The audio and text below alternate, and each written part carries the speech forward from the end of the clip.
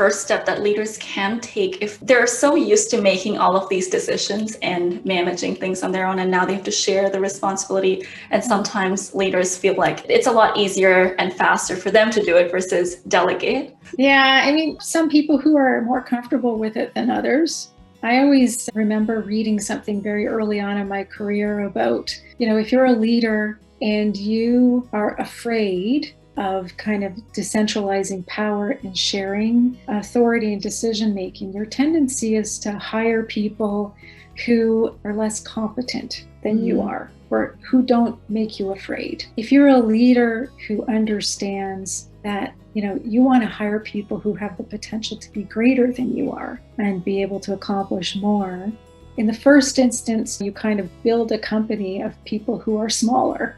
And in the second, you build a company, an organization of giants, because you constantly build a culture of recruiting people who have more potential, who have the ability to think differently and make decisions. But it goes back to, you have to learn how to do that, how to be comfortable with that. Some people are, some people aren't. Right. I really love that because to me, it speaks a lot to the ego as a leader. Yeah, I'm very fortunate in the team I work with in East Toronto. I don't see that ego. I see people who are very comfortable with being kind of the guide on the side that I talked about, the idea of leading from behind, of being supportive. And so, it has done wonders for building that partnership and that distributed leadership model. And you can see us take off and fly. I described to somebody that, my job as leading the integrated care work, it's not about herding cats in East Toronto. It's more like herding thoroughbreds, because so many people who are out there leading. And now it's just kind of corralling people, making sure we're all going in the same direction. But I mean, that is, I think, the best possible scenario for me and for East Toronto. And in your own leadership journey, your own research, what is your opinion of leaders who have that style of command and control? Can they learn to let go of some of the power? How easy or difficult is it? I'd like to think so. I'd like to think that because we're now moving more into this Ontario Health Team model, that people are understanding and listening to their partners. There's more voices around the table and more pressure to change and bring people more into the fold. And I think once you start to do that,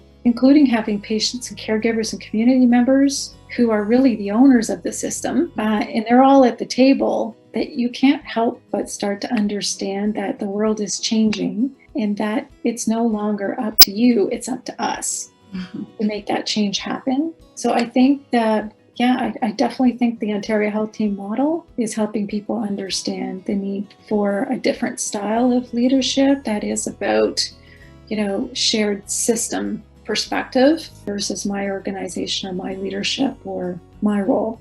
Right. And how does that work with especially our primary care providers? Because some of them are the solo practice physicians. What has your experience been working with those types of partners?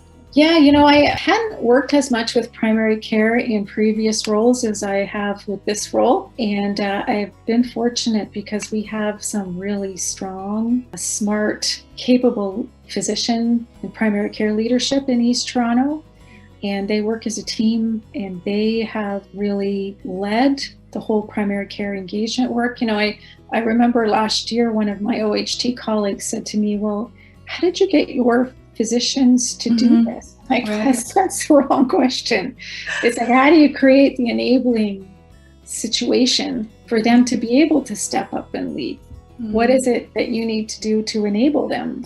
And if you do that and you find those leaders and those champions and you give them the support they need, they will lead. So that's kind of what I've been learning through the last year or so, is how do you actually support primary care to come to the table, address what they need, but also create and find that common ground where we all agree what's going to be best for the system, what's going to be best for patients, and how are we going to work together. I love that because it's asking the right questions. So what can we do to enable the partnership versus blaming? Yeah, absolutely.